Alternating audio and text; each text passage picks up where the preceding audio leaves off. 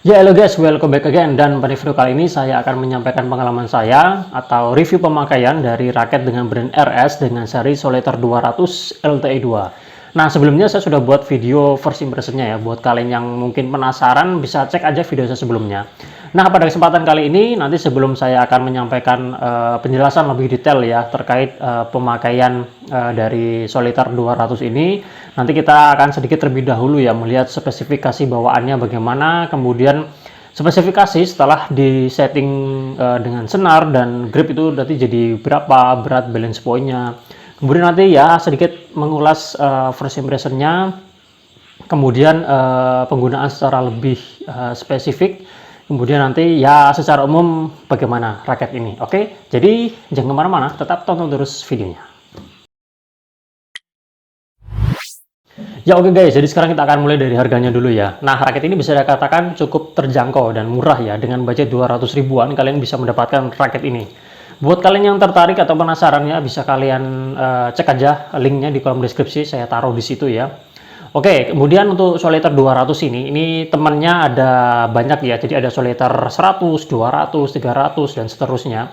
Kurang lebih spesifikasi bawaannya sama ya. Spek dasarnya sama, cuma dia antara 100, 200, 300 dan 400, 500 itu dia hanya beda di desainnya aja ya. Tapi yang lainnya kurang lebih sama ya. Nah, sekarang kita akan lanjut melihat spesifikasi bawaan dari raket ini ya. Yang paling penting dari suatu raket itu ya, yang perlu kita perhatikan itu ya berat dan balance point-nya ya. Nah, untuk balance point-nya sendiri ini di angka 290 mm ya. Jadi dia ya cenderung balance gitu ya. Beratnya 78 gram, jadi masuk 5U dan untuk tensionnya itu di 26 sampai 30 lbs ya. Nah, kalau kita melihat balance point dan beratnya ya, biasanya kalau raket-raket 5U ya untuk mengimbangi powernya, biar powernya itu juga dapat, biasanya balance point-nya dibuat tinggi ya. Tapi ini dia dibuat standar aja ya. Jadi raket ini kalau diperhatikan ya dibuat untuk pemain tertentu ya, pemain yang lebih cenderung ke pemula ya, yang baru belajar atau yang lebih cenderung ke anak-anak gitu ya. Karena apa? Karena kalau kita melihat spesifikasi yang lain ya, panjang dari raket ini memang dia tidak standar yang sekarang ya. Kalau standar yang sekarang kan 675 ya, ya kisaran itu ya 670 sampai 675. Bahkan ada yang biasanya sedikit lebih panjang lagi ya. Nah, ini dia panjangnya kemarin saya ukur 667 ya. Jadi dengan yang sekarang ya kurang lebih perbedaannya 1 cm lebih pendek ya yang ini ya. Oke. Jadi ya kalau untuk itu tadi ya untuk pemula ya lebih ke anak-anak. Kalau untuk yang mungkin sudah intermediate atau mungkin yang baru belajar tapi usianya itu sudah bukan anak-anak, bisa aja, tapi ya perlu memperhatikan beberapa hal ya. Nanti akan saya sampaikan pandangan saya pada raket ini ya. Kita akan lanjut lagi ya untuk spesifikasinya. Ini gerombanya udah 76 ya, 76. Kemudian ya ini modelnya seperti ini, isometrik. Kemudian ininya poros framenya dia ya kurang lebih standar ya, nggak terlalu lebar dan nggak terlalu kecil juga. Oke, kemudian ini catnya doff, finishingnya kalau saya perhatikan ini rapi, nggak ada cat yang belepotan, halus. Kemudian untuk gripnya nih enak, dia diameternya 8,2 cm, jadi seperti linding dan lebih kecil daripada punyanya Yonex ya. G5-nya Yonex kan agak besar ya, 8,5an ya. Kalau ini 8,2. Kalau Vela itu 8,0 ya, 8 cm itu lebih kecil lagi ya. Ini nggak terlalu besar ya, jadi kalau kalian kasih overgrip, yang overgrip kan biasanya nggak terlalu tebal ya, itu ini nggak perlu dilepas, itu udah menurut saya udah pas ya. Oke, untuk end cap-nya seperti ini, logonya hitam, background-nya hitam, logonya putih, jadi menandakan ini RS yang seri low ya, seri bawah. Oke, kita akan lanjut untuk spesifikasi reelnya ya. Nah, untuk balance point reelnya ini kemarin saya hitung di angka 294, 295 ya, 294, 295. Jadi itu dia agak berat kepala ya, itu reelnya ya. Jadi biasanya kan memang tidak selalu persis sama dengan yang tertera ya. Jadi ada plus minusnya ya biasanya, cuma ya cenderungnya kebanyakan memang kalau raket-raket low itu cenderungnya tuh dia naik ya.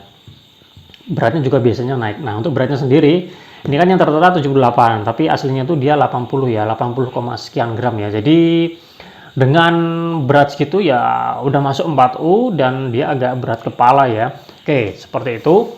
Nah, kemudian setelah di setting ya guys, setelah di setting saya kasih senar. Ini senarnya senar dari RS juga ya. Enduro 61 Infinite. Kemudian setelah dikasih grip ya, over grip, tapi ini udah saya lepas ya. Tapi kemarin udah saya kasih grip itu dia totalnya beratnya menjadi 89, sekian ya, jadi hampir 90, dan untuk berat segitu ya ringan guys. Oke, kemudian balance point-nya itu di angka 290, 291, 292 ya. Jadi ya tidak terlalu turun banget ya. Jadi untuk bermain apa ya, ya untuk bermain power ya masih ada feel-nya dikit lah ya. Oke, kemudian yang menarik adalah ini ya untuk stiffness-nya. Memang di spesifikasi tidak tertera ya dia itunya apa, stiffness-nya apa. Tapi kalau yang saya rasakan ini dia cenderung kaku ya. Tapi nggak terlalu kaku ya, jadi medium stiff ya. Jadi cukup membantu lah ya kalau di permainan dengan berat yang sekian, kemudian balance point yang sekian, ini raketnya cukup membantu ya untuk stiffness-nya ya. Oke, sekarang kita akan lanjut ke ini ya, settingan senarnya. Ini kan tadi yang seperti yang saya katakan, senarnya adalah RS Enduro 61 dan saya menggunakan tarikan sesuai dengan yang direkomendasikan di covernya, 28 lbs. Ini saya buat dua simpul aja, kemudian divariasi seperti ini ya, jadi loncat satu ini. Hitting sound-nya seperti ini. Oke, untuk video pemakaian dari raket ini sudah saya buat. Jika kalian ada yang belum nonton bisa cek aja. Dan setelah saya pakai memang hitting sound-nya asik juga ya, asik juga. Dan ini sebenarnya juga harganya nggak terlalu mahal ya, harganya di 50 ribuan.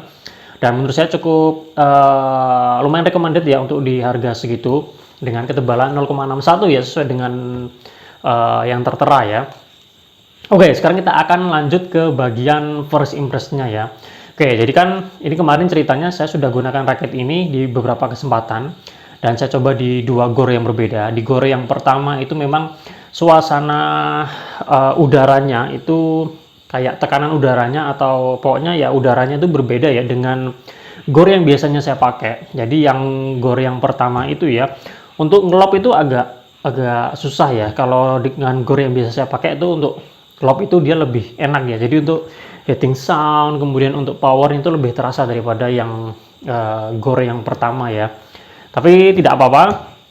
Dan untuk secara umum ini untuk itu tadi ya, untuk cat dan desainnya ini doff dan finishingnya bagus, rapi, oke. Kemudian untuk feelingnya raket ini ya kalau saya rasakan itu dia terasa balance ya, nggak terlalu terasa berat kepala ya. Kemudian untuk handlingnya ini enak ya, karena raketnya bisa dikatakan cukup ringan ya, meskipun nggak ringan-ringan banget. Jadi untuk handlingnya ini terasa enak, apalagi ini juga apa namanya, gripnya ini ya, handle gripnya itu juga nggak terlalu besar ya, 8,2 itu menurut saya ya cukup kecil juga ya. Jadi buat kalian-kalian yang biasanya suka grip kecil, ini RS ini cukup enak juga. Kemudian untuk swingnya, raketnya karena dia ringan, termasuk ringan, jadi untuk swingnya enak dan terasa responsif ya. Jadi kalau buat refleks itu ini bisa ya.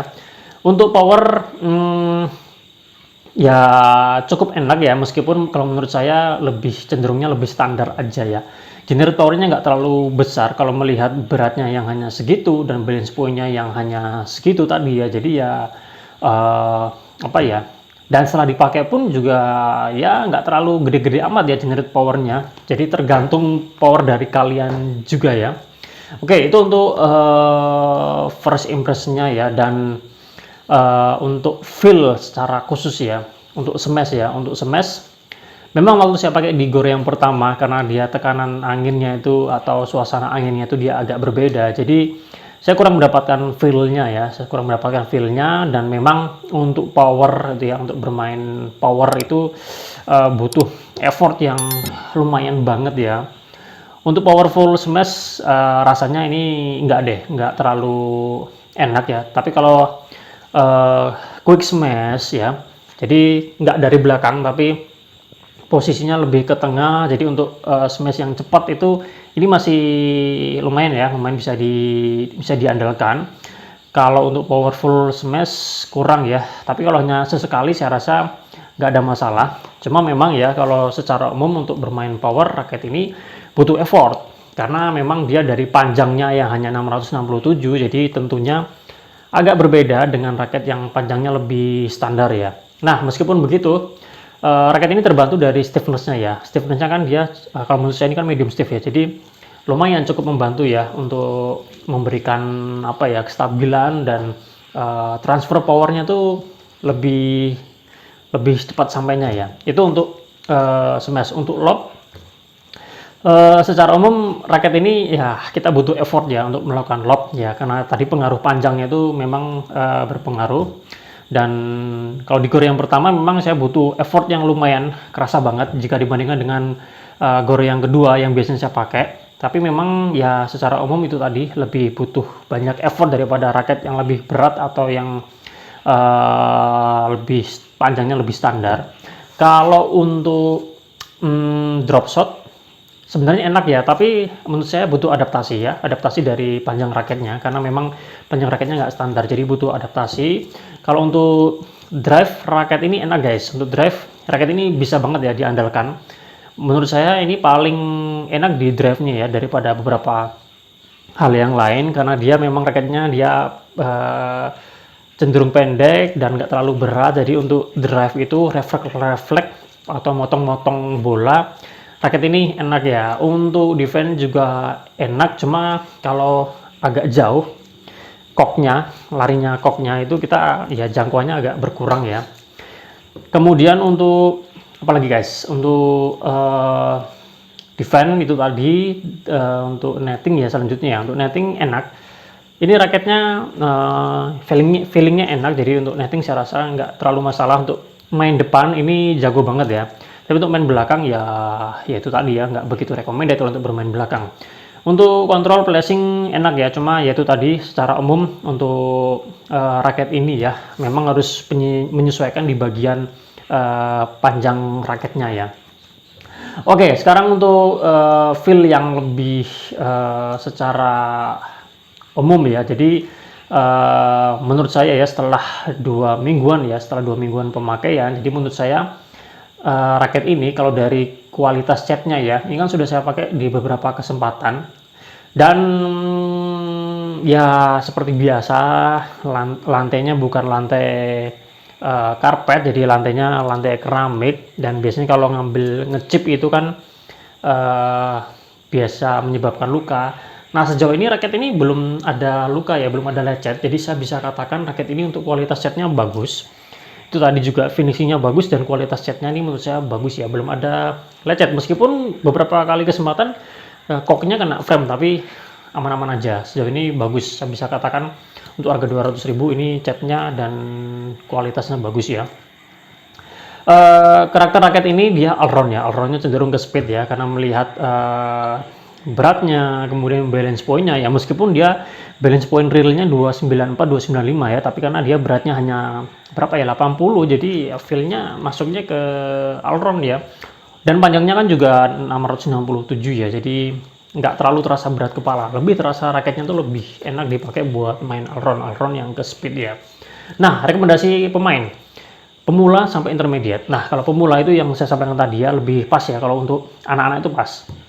Untuk yang agak mungkin sudah kuliah atau sudah mungkin bekerja tapi baru bermain badminton ya, kalau menurut saya sarankan cari raket lain yang ukurannya lebih standar ya. Tapi kalau kalian punya anak ingin bermain badminton ya untuk jadikan hobi, siapa tahu diseriusi, nah ini bisa menjadi batu loncatan ya.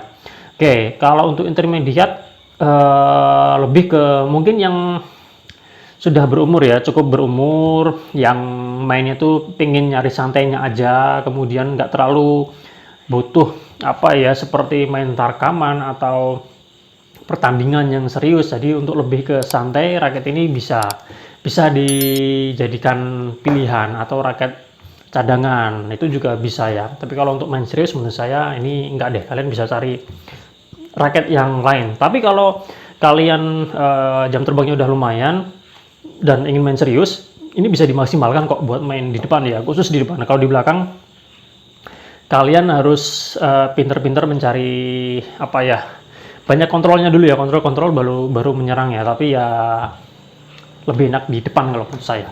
Oke, mungkin itu dulu ya yang bisa saya sampaikan, review pemakaian dari RS Solitaire 200 LTE 2 ini. Ini bukan raket baru dan sudah banyak yang review, dan kalau menurut saya ya seperti itu tadi ya. Jadi buat kalian yang mungkin tertarik dengan raket ini, ya kalian perbanyak referensi, melihat pertimbangan-pertimbangan, dan perhatikan juga kalau ada yang komen, biasanya ada yang menyampaikan sharing pengalamannya ya. Oke, itu dulu. Jadi semoga video ini bermanfaat buat kalian. Kita jumpa lagi pada kesempatan yang lain ya. Salam sehat, salam olahraga.